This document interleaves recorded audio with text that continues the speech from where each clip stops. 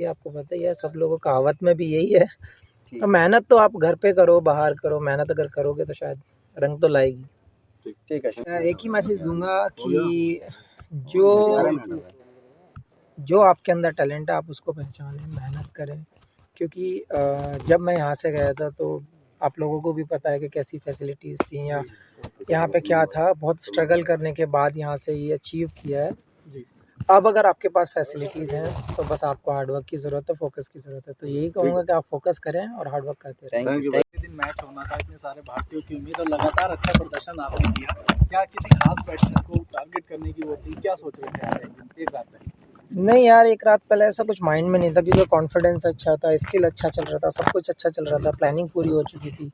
हाँ, जब बड़ा मैच होता है तो हमेशा कहीं न कहीं हम सोचे नहीं, लेकिन प्रेशर रहता है हमेशा, कहीं न कहीं माइंड वहाँ पे वर्क करता रहता है। आप चाहें कि हम चिल हो जाएँ तो वो होता नहीं है, क्योंकि जब तक ख़त्म ना हो जाए टूर्नामेंट, जब तक हम शांत बैठते नहीं हैं। तो ज़रूर थोड़ा तो कहीं न कहीं रहता है, मानते नहीं प्रेशर, वो बात अलग है। एक मुद्दा बहुत उठाता है कि पाकिस्तानियों का कहना है कि इंडियन बॉलर्स को जो बॉल अजीब नई तरीके दी जा रही है, तो उनकी मानसिक स्थिति के बारे में क्या कहना है पाकिस्तानी? ओ भाई, ये नहीं बोल सकते, क्या ही बोले इस बारे में, क्योंकि आपको सबको पता है, हमें पता है।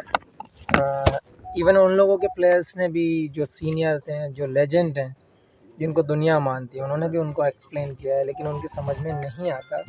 मानसिक स्थिति क्या मान तो के चल रही है इसमें हम कुछ कमेंट्स नहीं कर सकते, क्योंकि वो सोच ही वैसी है। शोएब भाई, एक सवाल और, क्या आपके हिसाब से क्या टर्निंग पॉइंट रहा मैच का? क्या रोहित शर्मा की वो कैच या विराट का वो आउट होना अचानक बैट से बॉल लग के, क्या टर्निंग पॉइंट रहा मैच का? या फिर जो एम्पायर्स कॉल एक हुआ था, ट्रेविस हेड और लाबुशानी की जोड़ी वहाँ टूट जाती है, एम्पायर्स कॉल ना होता? देखिए, एक ही चीज़ थी, क्योंकि रन हमारे पास उतने ज़्यादा नहीं थे कि हम, अगर काश हमारे पास 300 रन होते तो हम इजीली डिफेंड कर पाते।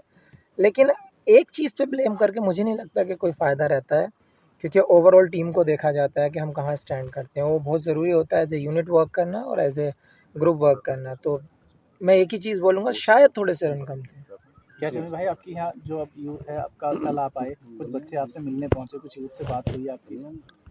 अभी थोड़ा सा टाइम दूंगा उनको भी, और जहाँ पे स्टेडियम का अनाउंस हुआ है वहाँ पे भी जाकर देखूंगा। अगर कुछ मेरे लायक सेवा होगी तो मैं ज़रूर। जो यूथ ट्राई कर, वो जो तैयारी, भारत से भी नाम रोशन किया है, और सरकार यहाँ आपके यहाँ पर स्टेडियम के लिए बाकायदा यहाँ ज़मीन तराशी जा चुकी है, उसका प्रस्ताव जा चुका है, उसको लेकर क्या कहेंगे आप? उसके लिए सबसे पहले थैंक्स बोलना चाहूँगा सरकार का भी, और जिसने भी ये स्टेप लिए हैं, सब ने मिलकर, स्पेशली उत्तर प्रदेश सरकार ने, क्योंकि बहुत ज़रूरी है। अपने यहाँ टैलेंट बहुत है और बहुत बच्चों को ज़रूरत है कि स्पोर्ट्स में भी आगे जाएं, लोगों को जागरूक करें।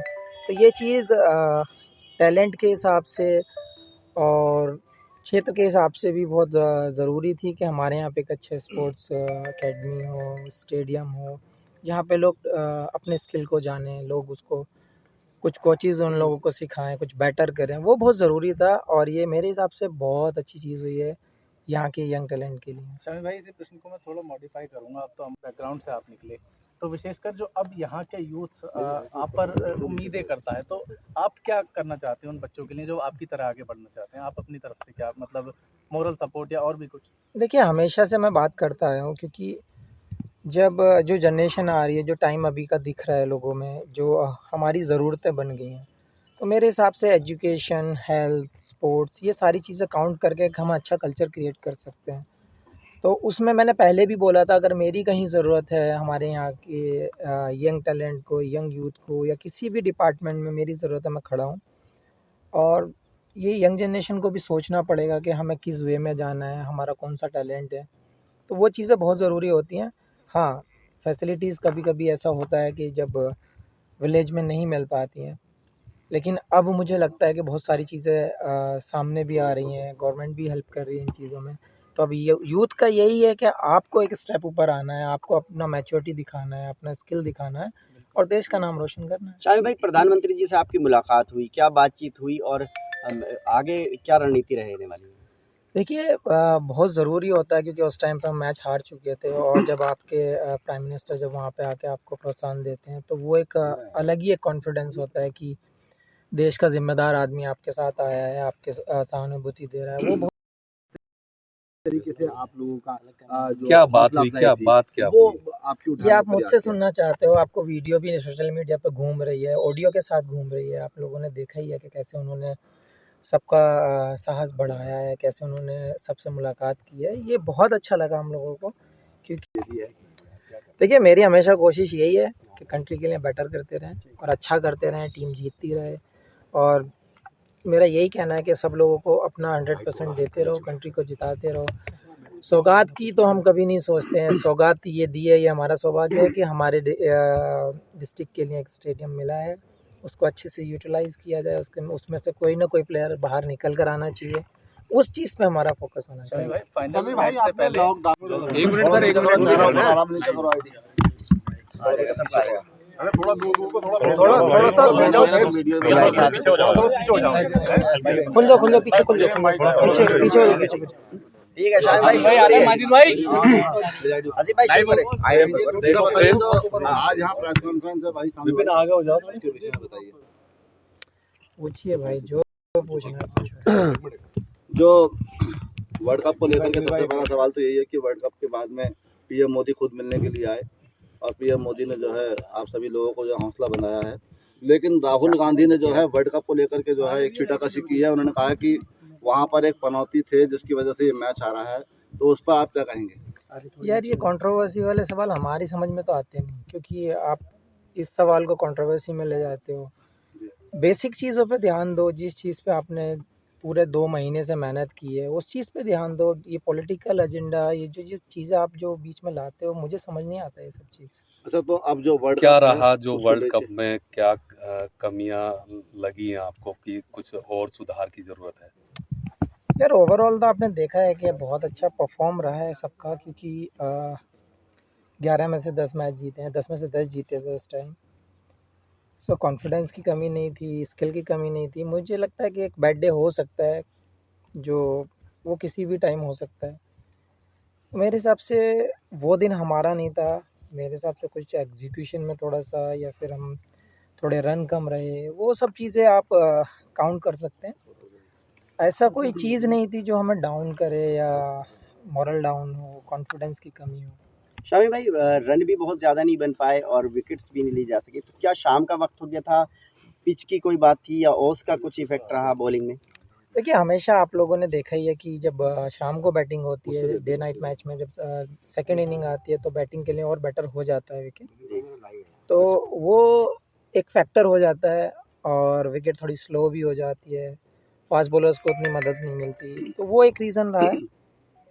शामी भाई आपने जो है था टीम का, लेकिन ऑस्ट्रेलिया के सामने फाइनल में हमारी टीम इंडिया कहीं दिखी नहीं। बैटिंग फील्डिंग में भी थोड़ी सी हमारी लूज पॉइंट्स रहे, तो क्या कारण था? क्या बड़े मैच का दबाव था या कुछ और बात रही? या वीआईपी का जो मोमेंट था, क्या वो भी एक प्रेशर था? नहीं यार, ऐसा कुछ नहीं था। हम कभी ये सोचते नहीं मोमेंट किसका है या फिर क्या होता है, और ज़्यादा ओवर थिंक हम करते नहीं है मैच को लेकर, क्योंकि जो प्रोसेस हम लोगों ने लास्ट 10 मैच में किया था, सेम प्रोसेस था, सेम एटीट्यूड था, सेम स्किल एग्जीक्यूट करने देख रहे थे, सेम प्लानिंग के साथ जा रहे थे। मैं फिर से वही कहूँगा कि एक बैड डे हो सकता है और वो शायद हमारा फाइनल पहले था। 4 मैच में बाहर रहे आप टीम से, तब क्या दिमाग में चल रहा था, क्या सोच रहे थे? यार मेरी अप्रोच एक ही थी, क्योंकि वर्ल्ड कप जैसी चीज़ है, क्योंकि आपके जो 15 हैं, मेरे साथ अश्विन भी बाहर थे, तो अगर 600-700 विकेट लेके बेंच पे बैठा तो टीम की क्या कैपेसिटी होगी आपको आइडिया लग जाता है। तो वहाँ पे कभी मैंने ये नहीं सोचा कि ये हमारा बंदा क्या करेगा, क्या नहीं कर रहा है, ये खेल रहा है, मैं नहीं खेल रहा हूँ। कभी आज तक वैसे मन में आया नहीं है ये सवाल। मैं हमेशा यही चाहता हूँ, अगर मैं बैठा हूँ और कोई 11 प्लेयर खेल रहे हैं, तो वो अच्छा ही करके आएँ, टीम के लिए बेटर करके आएँ, टीम को जिता कर लाएँ। वो हमारा मेन गोल रहता है। क्या बहुत कारण वायरल हो रहा रहा है है कि जो रन 240 तक ही आ पाए? क्या पिच की कमी मानी जाए इसको? दोबारा पूछो। क्या कारण रन रहा कि स्कोर जो कम रहा, स्कोर जो कम रन रहा। का कम रहा है, या पिच की कमी मानी जाए इसमें, या फिर जो प्रदर्शन करना था, जैसे आस और उम्मीद तमाम आवाम को आप लोगों को लगी थी, तो उसके लिए क्या संकेत है आपकी तरफ से? देखिए बहुत सारी चीज़ें काउंट टेक्निकली अगर आप देखना चाहें तो डे नाइट मैच में हमेशा बैटिंग शाम को अच्छी होती है, पिच स्लो हो जाती हैं, वो सब चीज़ें काउंट तो आपको करनी पड़ेंगी, क्योंकि वो टेक्निकल हैं। तो अगर सामने वाली टीम जीतती है टॉस और वो बैटिंग को हमें इनवाइट करती है, तो हमें बैटिंग करनी ही होगी, तो वो एक हो सकता है कि हाँ, वो उन लोगों को एक बेनिफिट है। सेकंड की रन आपने देखा ही है कि 240 रन फाइनल में एक ऐसी टीम के अगेंस्ट, मेरे हिसाब से 30-40 रन और बनते तो मैच में और ज़्यादा मज़ा आता। हो सकता है रिजल्ट हमारे फेवर में होता। तो क्या पहले खेलना जो है वो हार की बड़ी वजह है? यार वो हमारे हाथ में नहीं था, क्योंकि हम टॉस जीते नहीं है, क्योंकि वो सामने वाला अगर बॉलिंग करना चाहता है तो वो टीम को भाई एक फोटो वायरल हो रहा है, वो वर्ल्ड कप पे पैर रखे हुए हैं।